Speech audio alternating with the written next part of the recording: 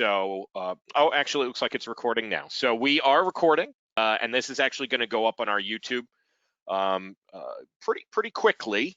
So if you haven't checked out our YouTube, it's got a lot of great webinars and other types of things that the Neon One ecosystem is doing. So today's is being recorded if you are wondering. Everyone's going to get an email with this too. So if you have to drop off early, it's all good. It's all good, but there is going to be an interactive element. Actually, we are going to be taking questions. Really excited about this topic. There's going to be a lot of different stuff that we can drill into. So feel free. This is a resource for you. So ask me questions as we go through. But a lot of the focus today will be on the practical implementation of a recurring giving program. There's a big difference in what we're talking about here between, hi, I offer recurring giving on my website versus a practical program, a kind of fully fleshed out program that people are going to manage, people are going to buy into.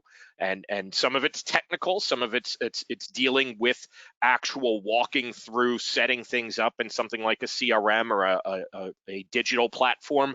But a lot of it's got nothing to do with that, actually. A lot of it's about telling your story properly. And so we're going to touch on that. And I'm really excited in particular because we have some really amazing data to share. This is like hot off the presses.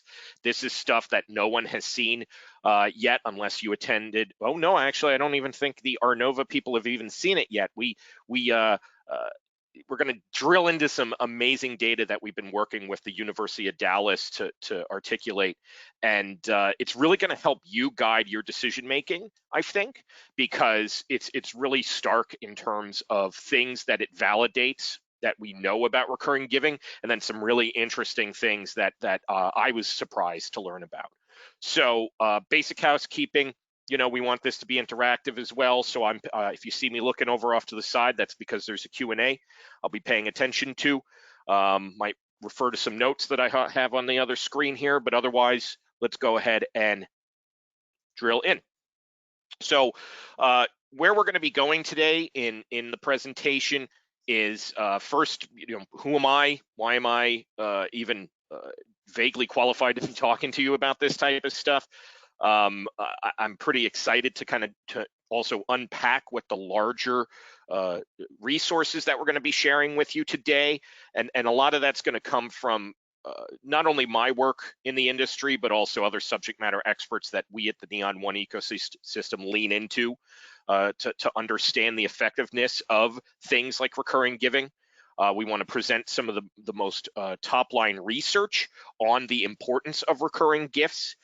If you've attended, for instance, our segmentation webinar recently, you might remember that recurring givers were one of the 8 segments that we told you to focus in on. And in my opinion, they're one of the top 2 types of donors that you should be focusing in on. And that was even before the pandemic. But I actually think that they're even more pertinent to focus on. And so really interesting research that we're going to be sharing with you. And then what is the core structure of a recurring giving program? Again, to hammer home the point, this is not simply having an option on your website. That's not enough. There's things that you need to do to properly articulate the importance of recurring giving and get buy-in not only internally, but of course externally from your larger community. And then how do you structure this in your CRM? I'm going to be walking through some practical applications of this. So first showing a few examples from the Neon One ecosystem of people that we think are doing it particularly well.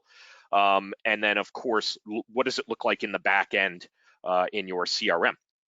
And there is a handout. You should be able to download the handouts if you're having trouble with that, or things like audio. Also use that Q&A because there's a member of the Neon One team here to help troubleshoot those issues, as well as I'll be paying attention for content questions. But there's a handout, and so download the handout. That'll also go out into the email if you're having trouble with that. But we always like to include some resources that you can click on. So each time I like to curate things that are specific to the topic at hand, and so I chose a few pertinent ones for you today. I've been starting presentations with quotes with some feedback. I also started giving context of who is the person actually doing the quote. And so this is Harvey McKinnon, author of The Power of Giving, and a few other books. Monthly Giving Appeals, not that's funny. Monthly Giving appeals not only to younger donors who find it convenient and easy, but also to older donors who are more likely to live on a budget.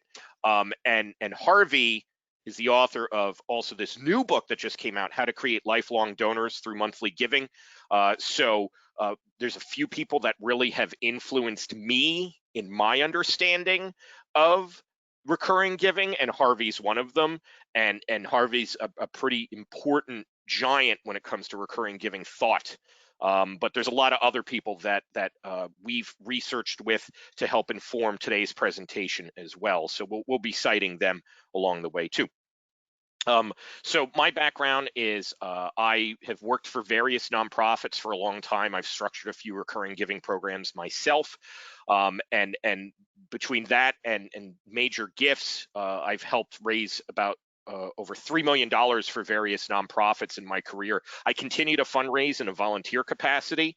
I am a recurring giver myself, and I was named 2020's Nonprofit Pro Technology Professional of the Year. So a lot of times my approach, folks, if you haven't heard me speak before, is that yes, I like to talk about my opinion and things like that, but I really think it's important to lean on the data when making decisions for your organization, and that's what we do here at Neon One.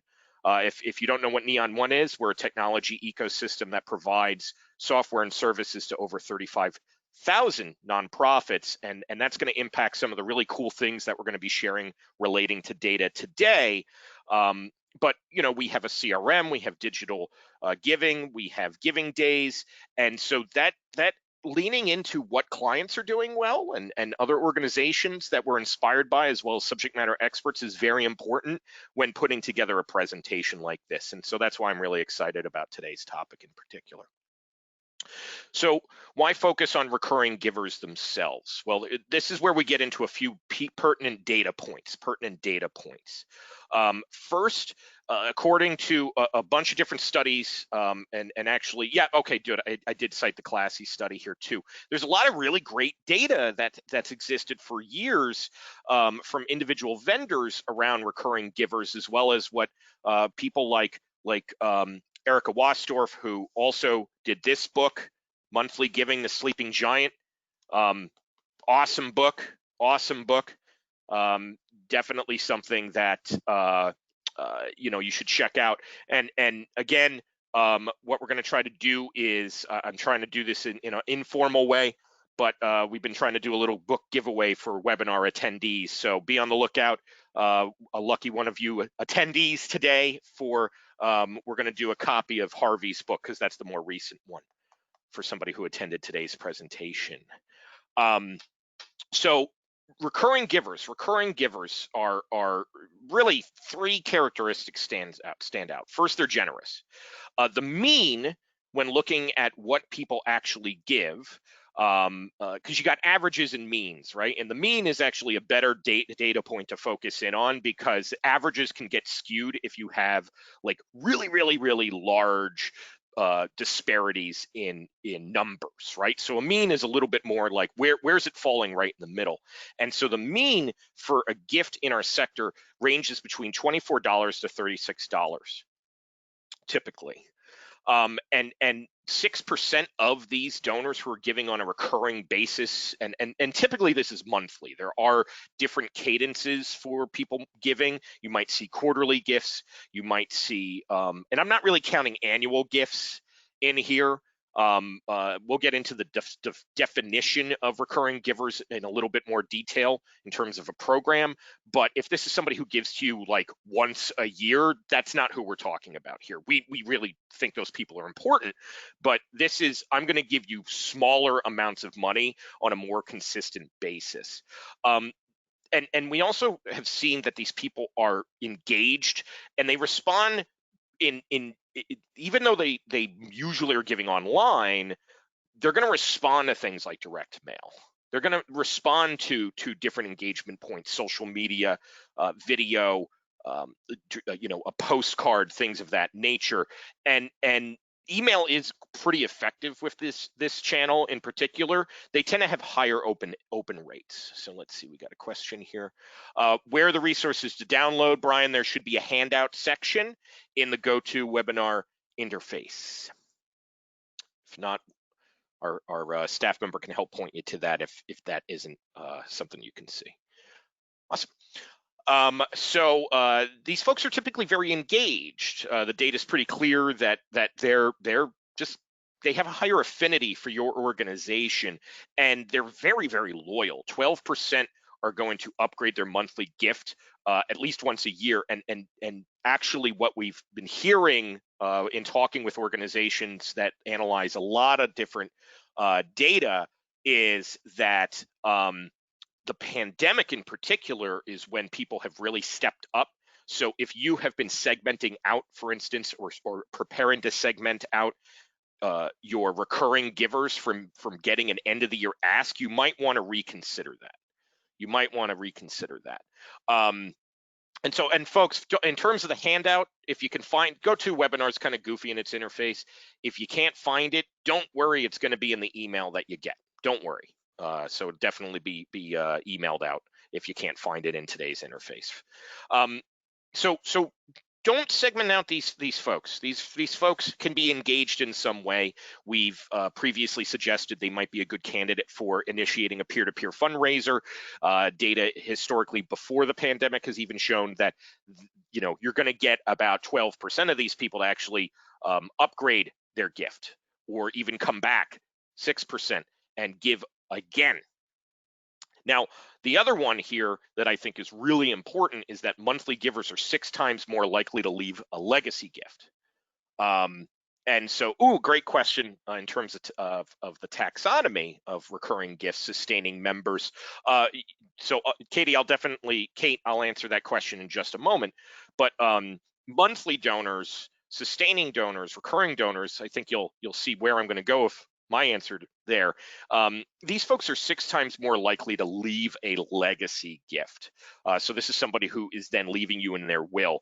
And you always hear that story. I wrote about this for Neon One consultant Mary Kalan relatively recently on why we should treat small donors like rock stars. And this is one of the main reasons why, is because you always hear these stories about the librarian who out of nowhere left this massive gift to an organization. And it turns out that there's no surprise there. If you go through the donor data, it turns out that people like that have been giving for a very long time to the organization. And then when appropriate, they're ready to leave their legacy gift. So understanding that this is one of the best pipelines into planned or legacy giving. I prefer the term legacy giving, but planned giving is the other one. That this is a really, really great way that you can start to think about that. A lot of this is a flow, right? A lot of times we think that donor engagement is a pyramid, and that's not really the case in reality. People don't work like that. The reality is that we're going to ebb and flow in our engagement with an organization, but the best way to make sure that we can continue to have that flow organically stream forward is through things like establishing a sustaining donor program, a recurring donor program. Now, where it gets interesting in terms of the recent analysis that we've been doing is that a few months ago, we partnered with Professor Elizabeth Searing, who originally she was at the University of Albany by me, and that's actually how we kicked things off. But she just started working at the University of Dallas. Fantastic, fantastic person, one of the foremost nonprofit finance experts in the world. And so what was fascinating is that she's typically working in 990 data, which is once a year. And what we did was we opened up the Neon One ecosystem and said, okay, let's actually give you a little bit more detail here. And so we took some of that 990 data, the BMF and the SOI data, and we fused that with donation level data from Neon One's ecosystem, specifically our CRM users. And so we analyzed entry dates from July 2018 to June 2020. So this is very recent. This is very recent data. A lot of the other studies that were cited beforehand are a little bit older. So this is the most up-to-date study on recurring giving that has been performed. And we just presented some of the results at the Arnova conference, which is one of the foremost conferences for research in the nonprofit industry. Now, an important point that I want to make here, because this is what we always do whenever you see research cited from us, is that any identifying information on either the client or the donor is, of course, just, you can't tell who it is. There's just no way that you can even reasonably work it back. This is actually one of the things that we worked with her the most on, was we said, you know, okay, let's create these kind of understanding buckets of who these people are without anybody being able to backwards say, oh, okay, that's that nonprofit or that's that donor. So privacy of data is top of line when doing research like this. And we've honed this because we've worked with the Fundraising Effectiveness Project, Giving Tuesday. These industry-wide data projects are very, very important for the privacy that they maintain for you as well as your donors. So that's what's really cool about this, is that we can start to share this stuff without any worry. And that's why we're presenting a little teaser of that today. We plan on unpacking this in a much bigger way, but we started with 6.4 and change million donations. That's a big data set from thousands of organizations that we actually started analyzing. And what we found was fascinating. First, we validated a lot of assumptions that people have, people like Harvey, people like Erica, on how recurring giving donors act. And so a major one, and this is important for everyone on this call, is most of the new gifts, when they're initiated, begin in January. Okay, it's November. So that gives us a few months to really ramp up, giving a really wonderful foundation. That's why we're doing this presentation today, because this gives organizations a good amount of time to get ready by end of year to really have a beautiful program all just ready to rock for January. Now, it doesn't mean that people aren't giving at other times of the year, initiating gifts, but a lot of times they're starting that gift in January, and then a lot of the one-off gifts come in December. The other thing that was fascinating was the types and sizes of nonprofits. And this is one where we need to unpack the data a lot more. But what we saw in early trends of the data is that smaller organizations were actually a lot more likely to attract recurring gifts than larger organizations with a lot more resources. That's really exciting, because what this shows is the thing that we truly believe, that generosity is as democratic and open as it can be, especially when it's something as like a small gift. And we're going to see more and more of these. Some of the data that we've seen just in 2020 is that there's been an increase overall across the industry in small gifts under $250 per year. There's also certain types of nonprofits that attract recurring gifts more usually than others. One of the highest types of nonprofits is in the human services but employment space, jobs, organizations that are looking to give people a way to find employment. That's one of the highest ones. I believe we found that 13% of the organizations there are going to be doing things. But we need to unpack that more. There's some ones that you wouldn't be surprised to hear: religious organizations, food banks, other types of human service organizations. Whereas when you start to look at the arts and culture space, there might be some room for improvement. Now, when we get into some of the high-level metrics here, what is really interesting is that the mean, remember, I was talking about the mean before of the industry being about $24 to $35. Well, the Neon One ecosystem has a mean of 63. And this is, again, all size organizations, thousands of organizations. And this is where it came down to pretty consistently. We looked at month by month by month by month. And 63 was the number that kept coming up. And that puts the organizations in this analysis about 120+% over the rest of the industry. Now, why is that? There's a lot of theories there. I believe that having things tied to your relationship system, as we're going to unpack very clearly, is a really, really good way to do that. Now, the percentage of revenue that this makes up for an organization found to be 15.4%. So not everything, but not small potatoes either. This could be a significant revenue driver for a nonprofit. And then this is the one, because when I was talking about segmentation in the last webinar, what was really interesting was somebody asked, well, how do we start analyzing for checks, people who send us checks every month? Well, the data was pretty clear that this just doesn't happen. And I don't like making definitive statements when it comes to digital versus offline, but this one pretty clearly showed that 84.8% are just straight up credit cards. And we looked at like everything. We looked at like wire transfers, cash, check, and the two top ones, credit cards taking up the lion's share here, and then ACH. And I actually see ACH continuing to grow. Harvey McKinnon, actually in chapter 7 of the book I just showed you, starts to talk about, you know, the retention rate of ACH donors actually goes up even higher, because the average retention rate for a recurring giver is about 80%, 90%. And typically what Harvey found in the studies he researched was that those ACH donors, EFT, electronic funds transfer donors, tying it to their bank account, have a much higher retention rate. And we're starting to see some interesting trends on e-checks. And so since the beginning of the year in 2020, Neon One clients, CRM users in particular, have seen a 64% increase in the adoption and growth of revenue for ACH.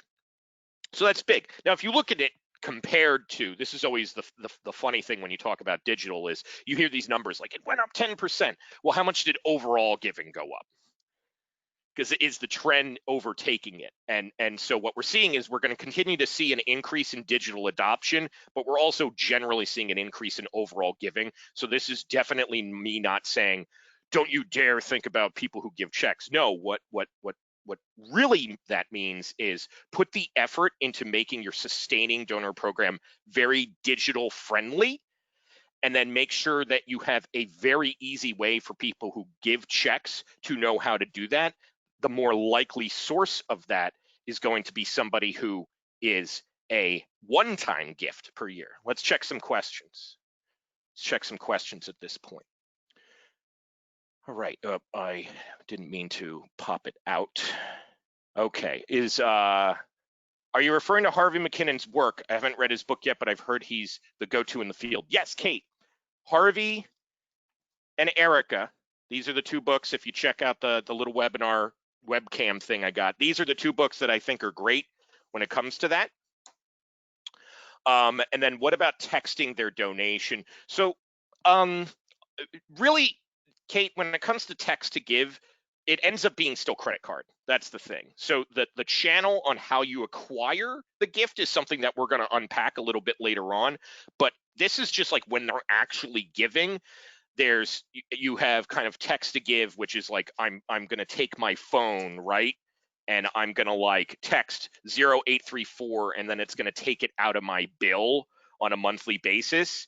Like, I'm going to be honest, like no one does that. Like it costs a lot of money to do that type of thing. And the organizations who do that are typically disaster relief organizations in very focused campaigns. The usual effective way to do text to give, which is what Neon One is going to be rolling out native to our platforms in 2021, is the kind of the short code, and then it brings you to a mobile friendly page. And so you could definitely do that with a lot of technology. We're going to get into that a little bit later on. Great questions, Kate. Okay, let's clear things out a little bit for me. Awesome. Okay, so really interesting data. That's basically what this comes down to. Is I can't wait for us to unpack this a lot more when it comes to the study itself. But this is really encouraging data for people who are just kind of looking for validation on investing into a program like this. So what goes into a successful recurring program? So first, what do we mean by a recurring giving program? So one, this goes down to is it sustainers? Is it recurring? Is it monthly? The nomenclature kind of doesn't matter. we're really kind of zeroing in on the most effective type of recurring giving, which is monthly giving. Okay, so you can call it recurring, you can call it sustaining, monthly, it doesn't matter. When it comes to the branding of it, what's more important is that you do actually have a brand about it. We're going to unpack that momentarily. And I do see a great question about checks. I'm going to take a deeper look at that in a moment. But what we mean by this is that there's a dedicated strategy and program, even down to a brand around the program itself. And so first and foremost, there's different ways that you can acquire monthly givers. Kate brought up one where maybe we're texting them, but are you encouraging by text to become a sustainer? Something like that. Like, what's the language that you're using? Or are you just asking people to donate by text? So a dedicated strategy by channel would be asking them to join the program itself. Okay, and then there's also going to be marketing collateral specifically around the program. Does it have its own logo? Does it have its own name? Does it have its own section on the website? Things of that nature. And we're going to get into some examples of this in practice. Is it easy to find on your website? Do people have to hunt around for this? Just if you go to your website right now, I want you to count how many clicks from the time you get on the home page to get to an actual, I'm going to enter my credit card. How many clicks does it take? It's kind of like the how many licks does it take Tootsie Pop type thing, right? If it takes like 6 clicks, that's a problem. Okay, so make it easy to find on the website. And even if you're not creating a dedicated landing page, and we're going to get into that strategy because that is something you can employ, even if you're giving it as an option on your website, how many clicks does it take to get to the standard donation page that gives that option? Start testing, start counting. This is the best time. This is one of the simplest little things that you can do for digital giving right now, regardless of whether it's recurring giving, is shorten the number of steps it takes to get from the call to action into the actual transaction engagement. Because then you can start to focus on making the experience better for once they give, as opposed to adding all this extra stuff up front. Make it nice, make it easy, and then thank them over and over and over once they actually execute. And then you should have dedicated key performance indicator analysis for your recurring program. And we're going to get into the metrics to pay attention. So Noah asks, any tips on overcoming the bias toward checks that large annually recurring donors have? Put another way, how do we pivot the old money to less time consuming collection demands? Ooh, great question.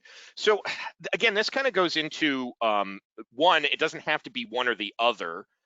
In many ways. Two, if somebody continues to give annually and that is their preferred method to give, then one of the things that might be good to start to do is talk to them why they like to give that way. Do donor surveys and collect data from that particular segment and start to articulate, especially to the champions who might be doing that, who are open to have a conversation about that type of thing. Just figure out like why are you not comfortable about that? Because when we show you all the things that we can focus in on more when we shift to a credit card, or look, if your concern is about credit card fees for us or something like that, what about a bank transfer? The security's higher. You can start to outline obstacles, and because the two top types of data show by tender that it's either a credit card, I don't like the fees, or a bank transfer, fees are not that much of a problem there. So if the obstacle is related to how they can give to you, make sure that you have digital friendly options there. If the obstacle is something else, why just prefer to do it this way, or I'm dispersing it through a donor advised fund or stuff like that, then one, you just might take the money. That might be the other thing, and then start to develop on the lower end. Aim for mid-sized donors then, and really develop that into spreading out their $500 gift, for instance, into something that's done monthly, and then you can project that out. That might be a strategy there. But Noah, I might want to unpack that a little bit more together in a Q&A. But hopefully that starts to give us some insight in terms of the strategy there. Great question though. KPIs are going to help. KPIs are going to help there. So I'm going to show 3 Examples from organizations that I particularly either have personal interactions with or just think are doing really cool things. And then very shortly, we're going to get into some live examples and click arounds for both front end forms as well as the back of things. So first, branded programs. Actually having a branded program is one way to help this stand out. We do it for legacy giving. We do it for planned giving. Why not do it for sustaining giving? So actually naming it. And so my personal favorite, and this is one that I contribute to on a monthly basis, is the Harvest Helpers program in Capital Roots. So this is a organization that focuses on food sustainability, and hence they lean into that type of messaging when they're articulating their recurring program. And that's the big thing that I want to suggest to you is when you're thinking about any types of brand things, and we're coming up to Giving Tuesday, that's another one where it's like, well, what do I do around Giving Tuesday? Talk about you. Don't talk about Giving Tuesday, talk about you. Talk about your story. And the same goes for when you're thinking about branding your sustaining program. Talk about you, think of it from your standpoint, not some goofy thing that has nothing to do with you. They also good hallmarks when it comes to branding this is that there's dedicated newsletters. Tom Ahern talks about this a lot, where you focus in on dedicated communications to the sustaining donors themselves. So special emails, special breakouts for how many of these Harvest Helpers have joined this year, like that type of stuff. Put it in your annual report. And then also you can encourage this adoption from the donation form itself. So I believe, I think I switched them out in my examples because I want to show somebody different, but Harvest Helpers is actually referenced, join our Harvest Helpers program, when you go to the Capital Roots donation page on their website. Let's see, do you always recommend the option to help the nonprofit cover the credit card fee? Aha. Yes, I do, and I'm going to get into that, but the data is pretty clear that most donors do that, and there's a recent study from the Chronicle of Philanthropy, it looked like, that showed that there's less worry about quote-unquote overhead when it comes to that type of stuff. Donors just want to help. If you give them the option, they're going to help. In our Giving Days analysis, for instance, we found that the coverage is in the 80s to 90s for the processing fees. So yes, we're going to get into the ways that you can help encourage that a little bit more. Can you comment on PayPal as a payment method? Yeah, having a PayPal button on your website is perfectly fine. Recurring donations from PayPal, just really, the data is pretty clear. Those don't happen. Even if it's an offer, analysis of branded forms versus the PayPal standard option on a web form, the conversion rates are significantly lower. So perfectly fine to have the option. Neon forms support that, for instance, but we find that definitely for recurring, that's just not an effective vehicle. Okay. What are your thoughts on rolling out a recurring program for one program within the agency, specifically a food pantry within a social service agency? That's a good one. I'm gonna put a pin on that, Meryl, because food pantries are a particular passion of mine, so I want to marinate on that a little bit. And then donation amounts, we're going to totally get into that. Patty Angel, we're totally going to dive into that. Okay. Make it easy. Make it easy. Meet donors where they are. This is kind of going back to what we were talking about before, which is when it comes to credit cards, ACH, those are the ways to go. Have these as clear options on a form to give. There's also going to be an increasing focus on other types of payment options for people. It depends on the vehicle. We're seeing some really interesting things with cryptocurrency and stock. We're going to be talking about some of those in December, for instance, in terms of options for your donors, but the data is pretty clear. Everybody wants to donate by credit card or ACH when it comes to this. And yes, we did include PayPal as a tender in our own study too. And so when it comes to this type of stuff, just make it easy. And so a longtime user of the organization, and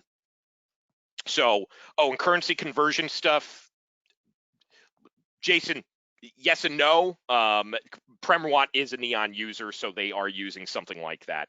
So Premawatt's actually a long-time sophisticated user of the CRM.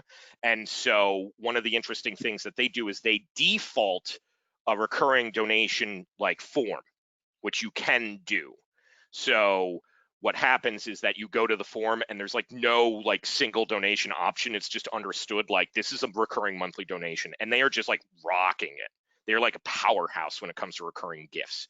So they've been using us for a very, very long time. So they've built up a really, really good depository of people who are loyalists here. But one of the main reasons I can point to, in my opinion, is that simple conversion of those folks. There's not an option. It's just the form. And then you're just getting into what amount am I doing, not whether this is a recurring gift or not. So not everyone's comfortable with that. We can get into the strategies on which way to go there, but Neon supports a lot of different configuration options in its ecosystem when it comes to this type of stuff. We're going to get into, because it's not just our CRM that does recurring giving, by the way. Focus communications. Focus communications is important when it comes to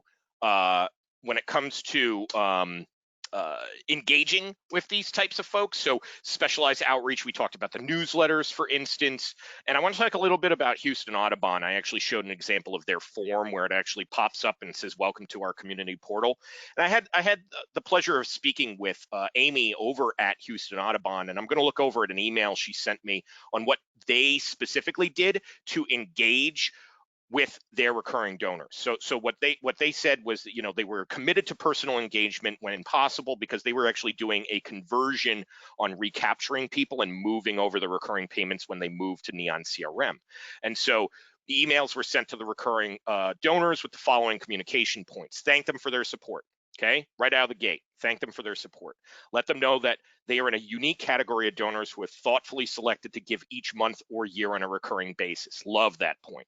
Specifically letting them know the appeal and amount of their recurring gifts, i.e. a family membership for $50 per year or an annual membership for $25 per year. And link and instructions with how to set up a new recurring gift. And then they were able to offer monthly recurring gifts for more of their appeals, and they plan to actually offer it as an option for their annual fund appeal.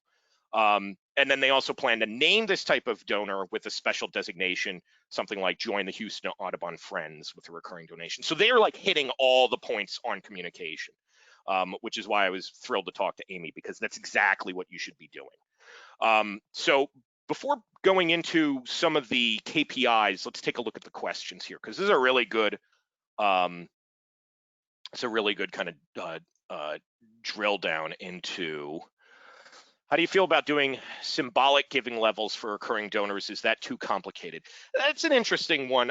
And I assume, Cynthia, that that's around like kind of the naming of the level itself. That gets us a little bit into the legacy society side. And I think that's just kind of like, I would say you could do almost a little bit of A/B testing there, where, you know, roll it out without, and then see, I don't know, after a little bit of time, if you start to name them, if more people adopt the higher levels, right? Like I think it's okay to start with a strategy, test it out. And this is why the KPIs are important here, because if you start to see like more people are choosing this size gift after you started naming them, like that's a good indicator. So that's why I think it's important to use data to drive these types of decisions. And my opinion is, start simple and then work up to the more complicated stuff. Don't add a bunch of stuff to get out of the get-go. You can add those in an iterative way, and then it also shows that you're investing in the program more. So Cynthia, that is my suggestion there. Donation amounts, we asked that. I'm definitely going to get into that very shortly. Neon Pay questions. Neon Pay is pretty, it's, you know, you could talk to either your account executive or your client success contact with us, but Neon Pay is pretty much competitive with all processors in the market. It doesn't charge a monthly or anything like that, and it's built right into the platform. So pretty much the same. Annual amount if they pay monthly. Can you offer an annual amount that they pay monthly against? Yes, you can, and we can get into the configuration in the back end on when you're accepting a pledge and then they're paying off against a pledge. That's a strategy for that. And then recurring donors ever motivated by a thank you gift. This is like, I call it the PBS strategy. It get your tote bag type thing. It can be. Joyce asked a very good question, one that I always have conundrums about. The issue is if you start to give people stuff, you are giving them goods and services for their donation, and hence the tax deductible element slightly goes away. Is the return, like, one, are people going to care about that? The data is kind of unclear. There was the universal charitable deduction that was rolled out with the CARES Act this year. Joyce, you really kind of broke my brain a bit on that one. So I generally do not like that, but there's a lot of like things swirling around in that. It's a great question though. I'm not trying to avoid it. It's just like there's a lot that goes into stuff like that. I just think if you can focus in on like the quality of your message, you don't need to do stuff like that. It creates a transactional relationship, and this is like from experience. I did a Kickstarter. It was the most successful Kickstarter for a nonprofit at the time that it was launched. And it turned out that when loaded into a donor management platform and engaged, all they did was care about their stuff. When is my comic coming? When is my thing coming? And it created a very frustrating communications issue. So I personally do not like that stuff, but I can see why there's an appeal there in the appeal. Dad joke. Okay, KPIs, and then we're going to get into some practical examples. So the top 4 that you should focus in on in your CRM or other data analysis tool is your retention rate, obviously. So looking at how many people are continuing to give monthly, and then how many people are continuing to give as a monthly donor year over year. So that's a really important one. It's kind of like a dual level of retention rate.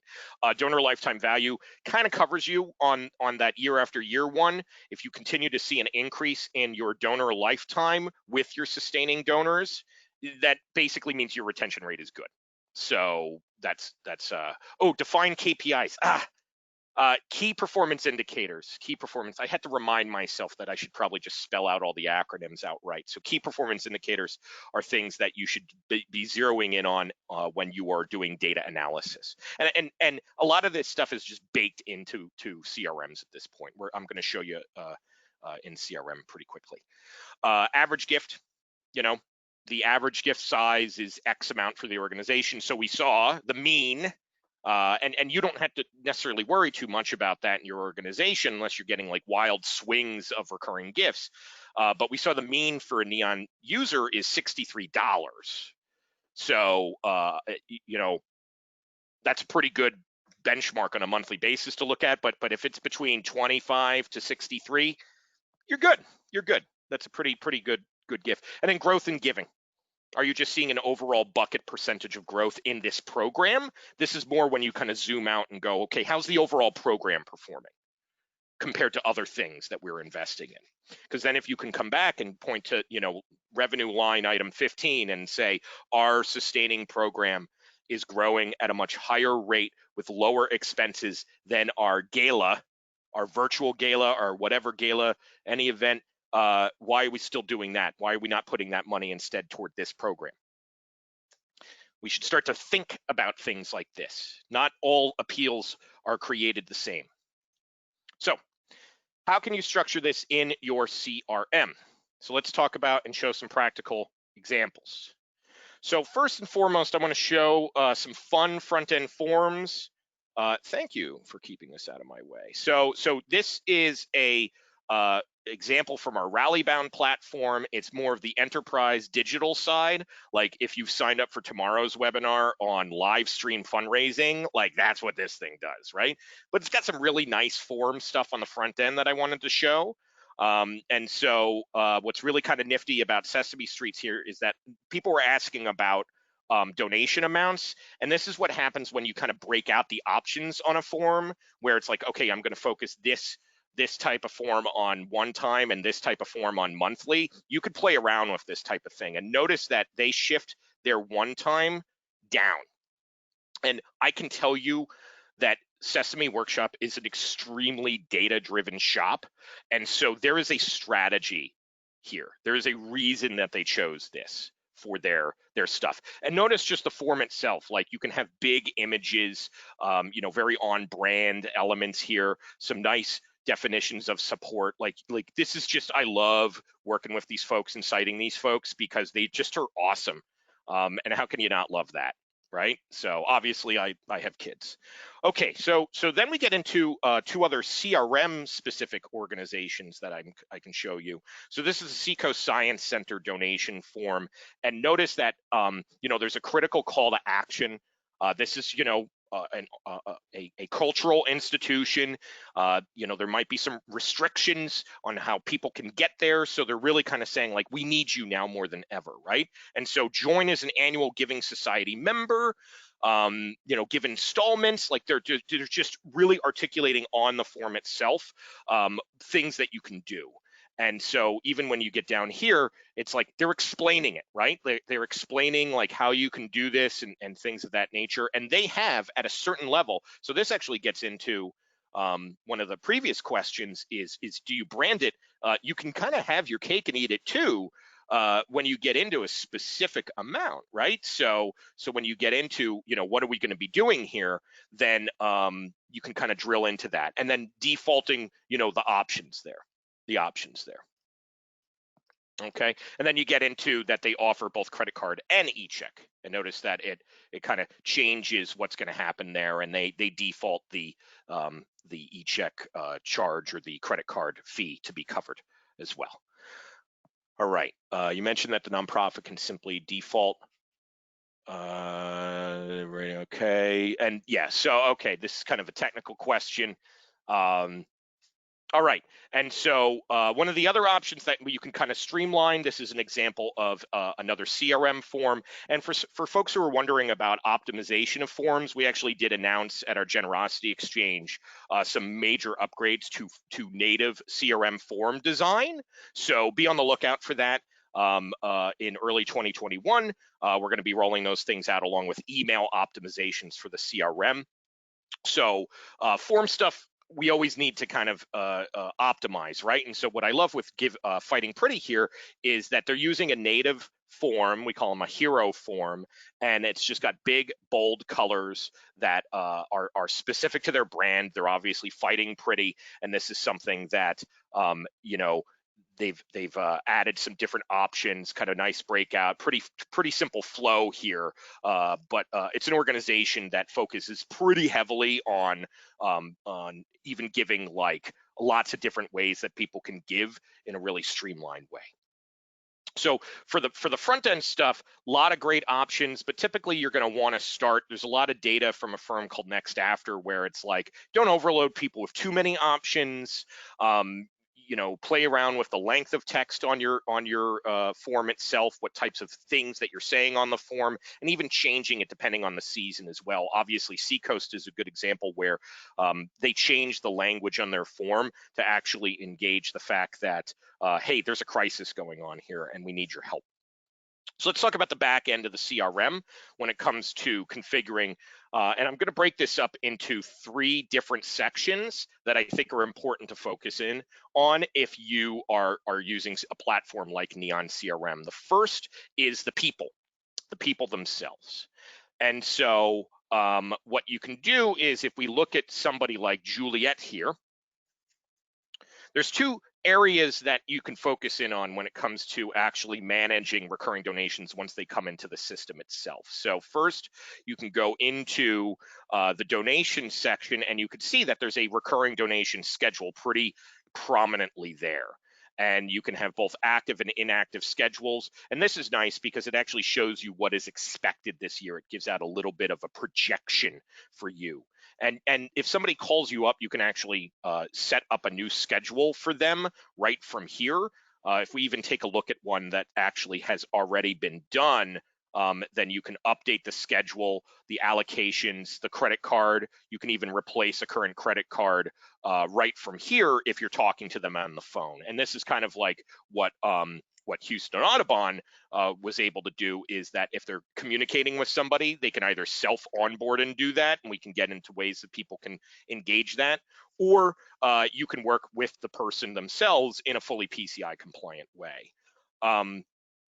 The other interesting thing when it comes to the individual is that if you actually want to look at the timeline, you can drill down and say, okay, you know, I want to see that this was a recurring donation, and it's going to actually flag that pretty prominently. So you could see, okay, this is a recurring donation as opposed to something entered by a staff member. There's a lot of elements of automation that comes with it when you look at the individual's level. Now, if you want to start to look at this at a higher level, how do you do this from a reporting standpoint? So that's looking at people on the micro level. That's how to manage it on the micro level. Somebody calls you up, how do I go and replace it? And you can also click in that, and somebody asked about annual. Well, you can set up a pledge, and then you can say, I want this recurring schedule to apply automatically against the pledge. You could do that. So there's a lot of sophistication when it comes to that. When you want to start to look at the high level here, two areas that you should focus in on. First, setting up your dashboard to think about this type of stuff. So obviously you have your KPIs. So we talked about average gift. We talked about lifetime. We talked about growth in giving, right? So these are KPIs to look at the high level for your organization. And if you start to see an increase overall in even things like average gift, then there might be some interesting stuff happening with your program. But this one is dedicated explicitly to things like expected recurring revenue. So if you were talking to your boss, you know, an executive director or development director, and they're asking like, well, where are we going to end up for 2020? Look at this first. Say, this is what we're expecting. This is what we're expecting. Here are the pledges. Here's the expected recurring revenue. That is explicitly tied to the credit cards. There's also failed transactions that you can engage. You could start to look into that. This is where the dashboard specific to recurring schedules is going to be useful.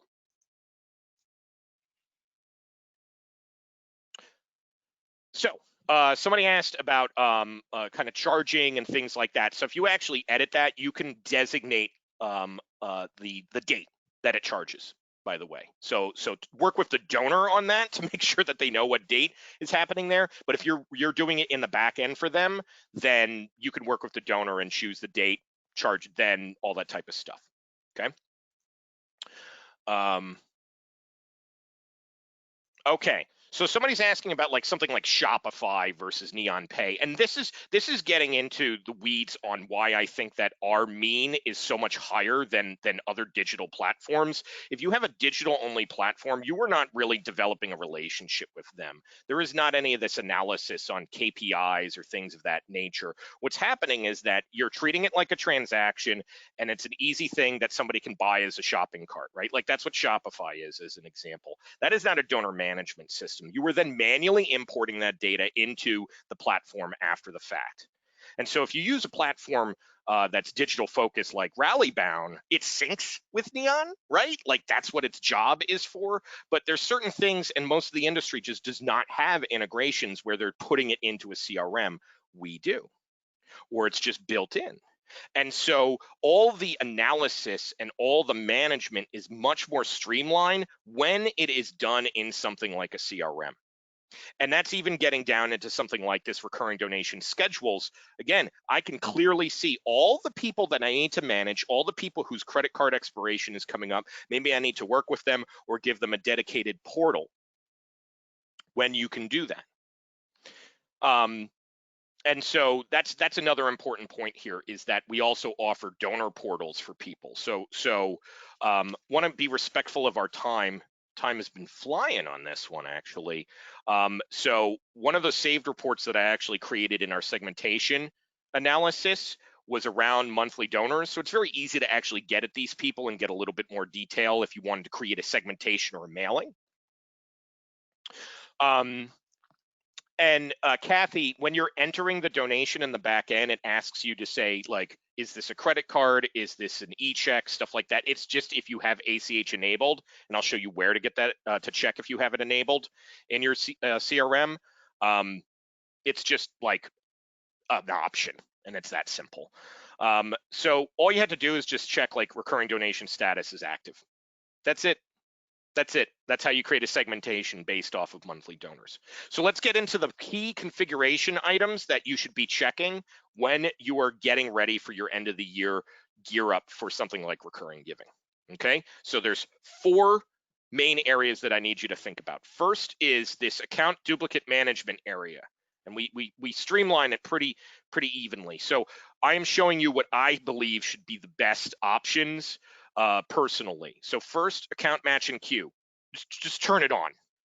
Just make sure this is turned on. If this is not turned on, turn it on. Go to CRM today and check if it's turned on, because this means that any donation thrown at the system from a form or a bunch of different things, even our integrations in many ways, like our new cryptocurrency integration, like if something gets thrown at the system, it's going to catch it through email, right? Or partial matches or stuff like that. So just check it. Just have it on, and then there's notifications that you can have scanning. You can do it daily, weekly is probably just fine. Email link authentication is very simple, because this means that if you send an appeal from Neon, if they click it and they go to a Neon form, they just kind of like go to their account. They don't have to log in or anything like that. They just are there and they're ready to give. Easy. Another reason why I think that the mean is higher for us. And then login prompt. So one of the unique things that we have compared to other even CRMs is that we have a full portal management system for people. So you can even prompt this to come up on something like a donation form, and you can have a special message. You can have a special message, and I actually think that Seacoast has one. Let me reload their page. No, okay. Not on that one, but yeah, if you actually go, it'll prompt to log in. So pretty easy on that one. On the portal itself, I'm not going to go too deep into the portal, obviously, but you can actually manage like the drop down. Do you want to add, the recurring donor profile management thing a little bit higher? You can have Twitter and Facebook login. You can configure what fields that they can actually see on their receipts when they're logged in. This is just cool stuff. Like, and organizations who adopt this, I think, are going to really make donors feel at home by doing these types of things. The other option, and I also do want to point out, like, while we're going to be making upgrades in terms of form and field configuration, alternate web templates for kind of that fighting pretty style one can be created there. And then getting into the configuration of fields and sections on the form is something that you can easily do. And you can do that at the campaign level. So if you even go into a fundraising campaign, for instance, when you're setting these things up and you do new campaign, notice that you can actually set it to a recurring donation, and then it's deduct like monthly, and then it can have an end date, or it's going to repeat like 12 times or something like that. Notice you have a lot of options to basically say, like, this is a recurring donation specific form. This is what Prem Rawat does. And then they just don't put an end date on it. So that's one thing to keep in mind, is that you can just send people to different forms on the website. Say, look, this is our one-time form, this is our recurring form. That's another strategy there. And then recurring donation options. I want to make sure we talk about this before I talk about donor fees, and then I'm going to be done. Is by default, make sure that at least it's selected by default. I think that's a good thing. You can have all these checked off. I personally at least zero in on the monthly. I think that's the most effective one. And then people can choose an end date, but like you don't have to like give them the option. You can turn it off and then they can choose an end date. And that's a good best practice here for this type of thing. And then the final one is the donor fees, the donor covered fees. And this is one that Neon Pay does very well. It auto calculates this type of stuff, even down to the, decimal, and basically just default it. That's my only recommendation here, is default it for people.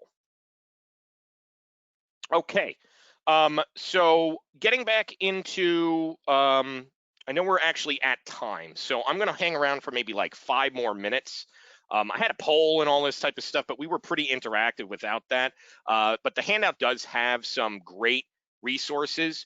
Just as a heads up, the next webinar that we're doing tomorrow is on live stream fundraising. So we're actually debuting a new platform feature for the Rallybound platform that will allow you to do a live stream, or your fundraisers do a live stream, and then they can donate while in the stream.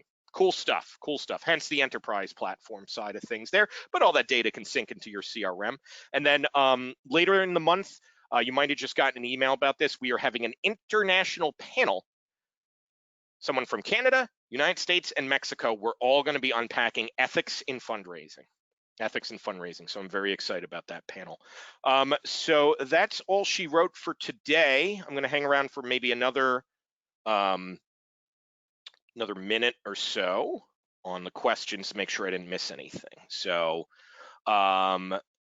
VJ, maybe Rachel, if you can grab that real quick, put it into the chat.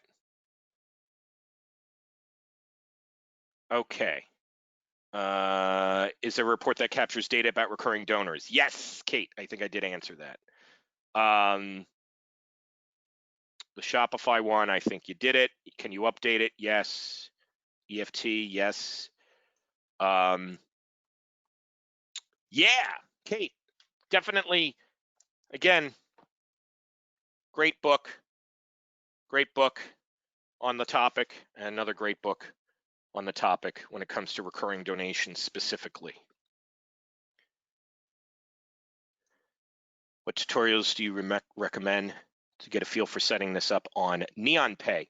So definitely, Patty Angel, we can have a member of our customer growth team get in contact with you to kind of walk through that. NeonPay is actually pretty easy to get set up. Who wins the book? Jennifer, I got to look at the data. I got to check it out. But Jennifer, the fact that you're a hand raiser might be a good one. And check me out. I keep sharing this type of stuff on LinkedIn and the good old Twitter as well. So is there a resource for other ideas of points of contact for recurring donors? Yes, Brenda. So if you download the deck, I actually included several awesome resources specific to recurring giving, as well as how to set up fundraising in the CRM. But I did kind of industry agnostic stuff. Let's say you're not using our CRM. You're like, yeah, whatever, Tim, that's cool. I don't care about that. Then yeah, I actually include some stuff, specifically Erica Wasdorf. Everything she writes on Nonprofit Pro is like super awesome. Awesome. Hi, Nicole. Hey, good to see you. So, okay, I know we're a little bit over, folks. Again, this is another lovely webinar. I was really, really excited about this one, especially for the data that we were gonna drop. And, you know, thank you so much for everybody who attended today, and we'll see you at the next one. This is gonna be a really good end of the year. The data is pretty clear. People are generous. So everyone, keep up the great work. You are doing great work, and we're here to support you. We're here to support you. So, okay. That'll be it for today. Have a great day, folks.